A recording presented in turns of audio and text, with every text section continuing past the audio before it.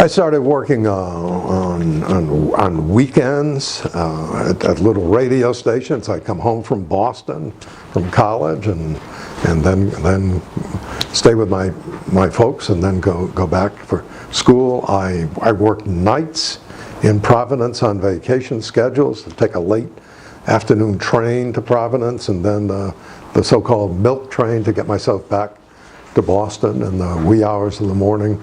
And then I had a couple of summer jobs working for a radio television operation in Providence, Rhode Island, and then in West Hartford, Connecticut.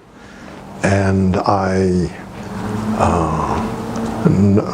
kept trying to audition for a full-time job because I was about to leave college. I had already left college. I graduated, and here I had a summer job, and I finally was introduced to some folks in Mount Kisco, New York, and they were putting a new radio station on the air, WVIP, catchy call letters.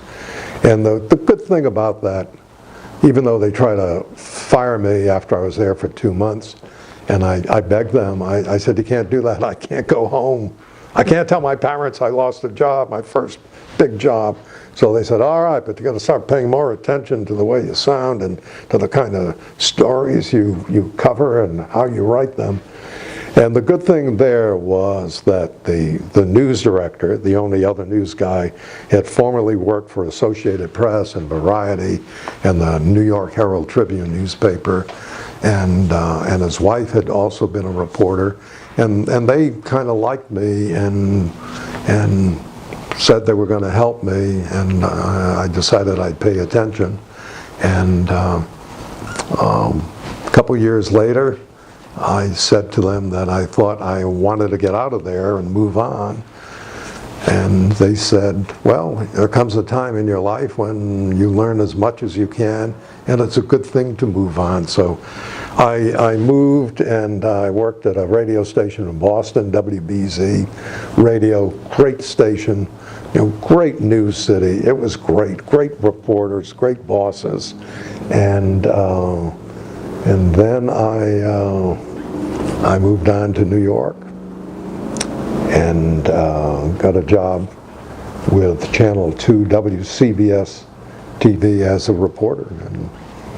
And about a year or two later, I was walking through the cavernous corridors of CBS, and I heard somebody yell, "Hey kid!" And it was like that commercial where the football player yells, "Hey kid," and gives him a Coke or something like that. And I turned, and it was Mike Wallace. I said, "Oh, hi Mike." He said, "How'd you like to work for the network?" And I just kind of looked at him, and I went like this. He said, "I mean that." I said, "Oh, yes, of course."